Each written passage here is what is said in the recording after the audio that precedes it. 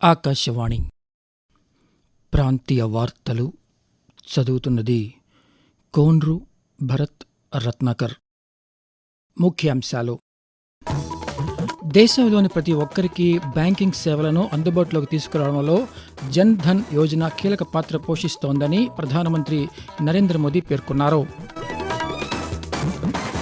రాష్ట్రంలో కొత్తగా ఏర్పాటు చేస్తున్న ప్లాంట్ల ద్వారా ఉత్పత్తి అయ్యే చెత్తను అదే రోజు విద్యుత్తుగా మార్చేలా చర్యలు తీసుకుంటున్నామని మంత్రి పి. నారాయణ తెలిపారు. వెలిగొండ ప్రాజెక్టు ద్వారా ఉమ్మడి ప్రకాశం జిల్లాకు తాగు, సాగునీరు అందించనున్నామని జలవనరుల శాఖ మంత్రి నిమ్మల రామానాయుడు వెల్లడించారు. ప్రతి ప్రాంతానికి మెరుగైన రవాణా సౌకర్యం కల్పించడమే ప్రభుత్వ లక్ష్యమని గిరిజన సంక్షేమ శాఖ మంత్రి గుమ్మిడి సంధ్యారాణి అన్నారు. వార్తల వివరాలు: ప్రధానమంత్రి జన్ ధన్ యోజన పథకం గొప్ప ఫలితాలను సాధించిందని ప్రధానమంత్రి నరేంద్ర మోదీ పేర్కొన్నారు. 2014లో ఇదే రోజున జన్ ధన్ యోజనను ప్రారంభించగా ఈ పథకం కింద ఇప్పటి వరకు 59 కోట్లకు పైగా బ్యాంకు ఖాతాలు తెరవగా వాటిలో 3,17,000 కోట్ల రూపాయలకు పైగా డిపాజిట్లు ఉన్నాయని తెలిపారు. ప్రపంచంలోనే అతిపెద్ద ఆర్థిక సమ్మిళిత కార్యక్రమంగా జన్ ధన్ యోజన దేశంలోని ప్రతి ఒక్కరికి బ్యాంకింగ్ సేవలను అందుబాటులోకి తీసుకురావడంలో కీలక పాత్ర పోషిస్తోందని పేర్కొన్నారు. ఈ పథకం కింద తెరిచిన ఖాతాల్లో 78% గ్రామీణ, పాక్షిక పట్టణ ప్రాంతాలకు చెందినవని, సుమారు 56% ఖాతాలు మహిళల పేరిట ఉన్నాయని తెలిపారు. అనకాపల్లి జిల్లా రాంబిల్లి మండలం కృష్ణంపాలెం గ్రామస్తులు కాలుష్యం నుంచి కాపాడాలంటూ చేసిన విజ్ఞప్తిపై ఉప ముఖ్యమంత్రి కె. పవన్ కళ్యాణ్ స్పందించారు. ఆయన ఆదేశాలతో కాలుష్య నియంత్రణ మండలి అధికారులు సంబంధిత సంస్థలో తనిఖీలు నిర్వహించారు. పరిశ్రమలో యంత్ర పరికరాల ప్రారంభ సమయంలో కలప వ్యర్థాలను ఇంధనంగా వినియోగించడం వల్ల కాలుష్య వాయువుల ద్వారా కృష్ణంపాలెం గ్రామం పునరావాస కాలనీ వైపు వ్యాపిస్తున్నట్లు అధికారులు గుర్తించారు. కాలుష్య నియంత్రణ పరికరాలను పూర్తి స్థాయిలో ఏర్పాటు చేసి నిబంధనల ప్రకారం శుద్ధి చేసిన ఉద్గారాలను తగిన ఎత్తులోని చిమ్నీ ద్వారా విడుదల చేసిన తర్వాతే కార్యకలాపాల ప్రక్రియ చేపట్టాలని అధికారులు సంస్థ యాజమాన్యానికి సూచించారు.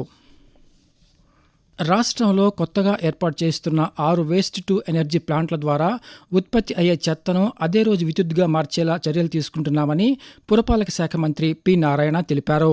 పాత వ్యర్థాల తొలగింపు, వ్యర్థాల శుద్ధి కేంద్రాల ఏర్పాటు పనులపై అమరావతి సచివాలయంలో మంత్రి ఈరోజు సమీక్ష నిర్వహించారు. ఈ సందర్భంగా నారాయణ మాట్లాడుతూ 150 లక్షల టన్నుల పాత వ్యర్థాలను పూర్తిగా తొలగిస్తున్నామని తెలిపారు. ఉత్పత్తి అయ్యే ఘన వ్యర్థాల నిర్వహణ కోసం ఏర్పాటు చేస్తున్న ఫ్రెష్ వేస్ట్ ప్లాంట్ల నిర్మాణ పనులను వేగవంతం చేయాలని ఆదేశించారు.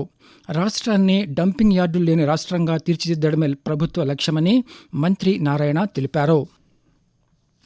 వెలిగొండ ప్రాజెక్టు ద్వారా ఉమ్మడి ప్రకాశం జిల్లాకు తాగు, సాగునీరు అందించనున్నామని జలవనరుల శాఖ మంత్రి నిమ్మల రామానాయుడు తెలిపారు. మార్కాపురం జిల్లా కలెక్టర్ కార్యాలయంలో ఆయన ఈరోజు పాత్రికేయులతో మాట్లాడుతూ 2 ఏళ్లలోనే వెలిగొండ ప్రాజెక్టులోని ఫీడర్ కెనాల్కు సంబంధించి 11 కిలోమీటర్ల లైనింగ్ పూర్తి చేశామని వివరించారు.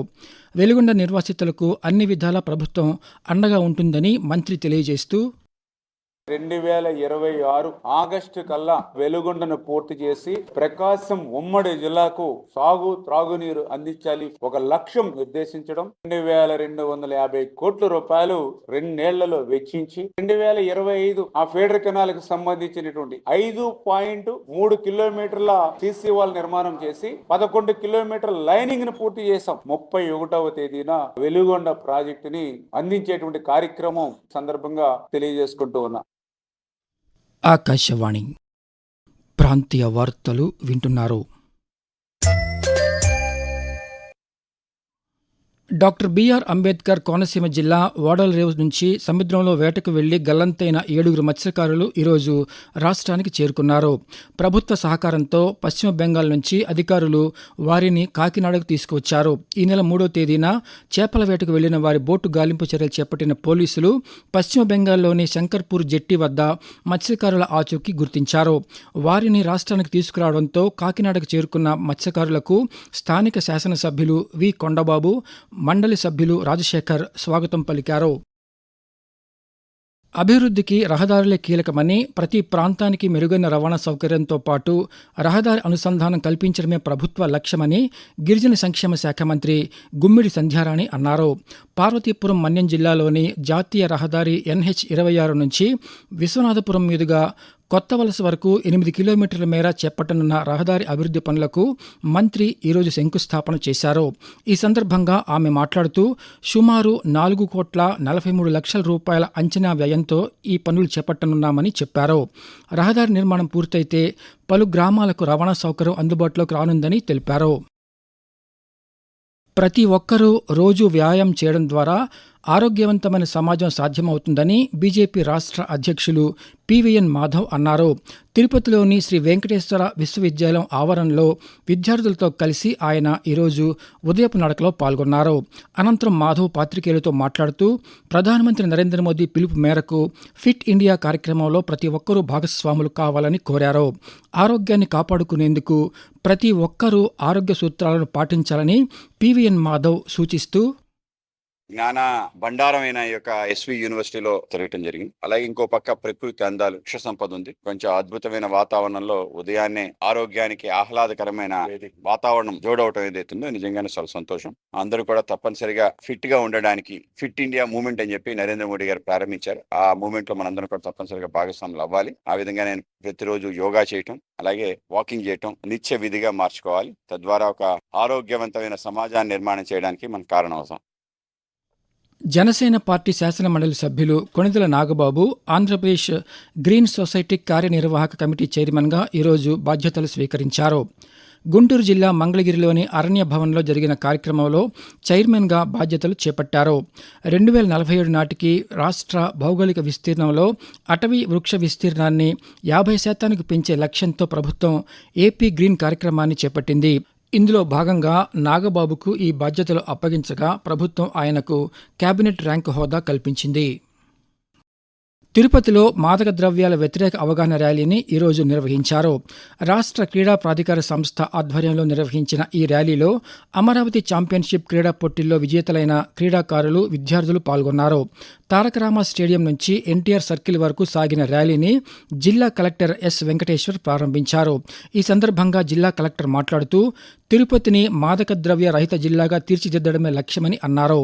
యువత మాదక ద్రవ్యాలకు దూరంగా ఉండి విద్యా, క్రీడలపై దృష్టి సారించాలని సూచించారు. ప్రతి ఒక్కరూ తమ లక్ష్య సాధన దిశగా ముందుకు సాగాలని జిల్లా కలెక్టర్ ఆకాంక్షించారు. ఓటర్ల జాబితా ప్రత్యేక సమగ్ర సవరణ SIR ప్రక్రియలో ఎటువంటి లోపాలకు తావు లేకుండా క్షేత్రస్థాయిలో సమగ్ర పరిశీలన చేపట్టాలని శ్రీ సత్యసాయి జిల్లా కలెక్టర్, జిల్లా ఎన్నికల అధికారి ఏ. శ్యామ్ ప్రసాద్ అధికారులకు సూచించారు. పుట్టపర్తిలోని జిల్లా కలెక్టర్ కార్యాలయంలో ఓటర్ల జాబితా సవరణ క్షేత్రస్థాయిలో జరుగుతున్న ప్రక్రియ, అధికారులు చేపడుతున్న చర్యలపై జిల్లా ఎన్నికల ఓటర్ల జాబితా పరిశీలకులతో కలిసి ఈరోజు సమీక్ష నిర్వహించారు. ఈ సందర్భంగా శ్యామ్ ప్రసాద్ మాట్లాడుతూ అర్హత కలిగిన ప్రతి ఒక్కరి పేరు ఓటర్ల జాబితాలో ఉండేలా చర్యలు తీసుకోవడంతో పాటు అనర్హులు, మరణించిన వారి పేరు నమోదులను పరిశీలించాలని సూచించారు. చేనేతల సంక్షేమం, ఆర్థిక భద్రతకు రాష్ట్ర ప్రభుత్వం ప్రాధాన్యత ఇస్తోందని వైద్య ఆరోగ్య శాఖ మంత్రి వై. సత్యకుమార్ యాదవ్ తెలిపారు. శ్రీ సత్యసాయి జిల్లా ధర్మవరంలో నేతన్న సేవల పథకం అమలుపై సంబంధిత అధికారులతో మంత్రి నిన్న సమీక్ష నిర్వహించారు. ప్రాంతీయ వార్తలు ముగించే ముందు ముఖ్యాంశాలు మరోసారి. దేశంలోని ప్రతి ఒక్కరికి బ్యాంకింగ్ సేవలను అందుబాటులోకి తీసుకురావడంలో జన్ ధన్ యోజన కీలక పాత్ర పోషిస్తోందని ప్రధానమంత్రి నరేంద్ర మోదీ పేర్కొన్నారు. రాష్ట్రంలో కొత్తగా ఏర్పాటు చేస్తున్న ప్లాంట్ల ద్వారా ఉత్పత్తి అయ్యే చెత్తను అదే రోజు విద్యుత్తుగా మార్చేలా చర్యలు తీసుకుంటున్నామని మంత్రి పి. నారాయణ తెలిపారు. వెలిగొండ ప్రాజెక్టు ద్వారా ఉమ్మడి ప్రకాశం జిల్లాకు తాగు, సాగునీరు అందించనున్నామని జలవనరుల శాఖ మంత్రి నిమ్మల రామానాయుడు వెల్లడించారు.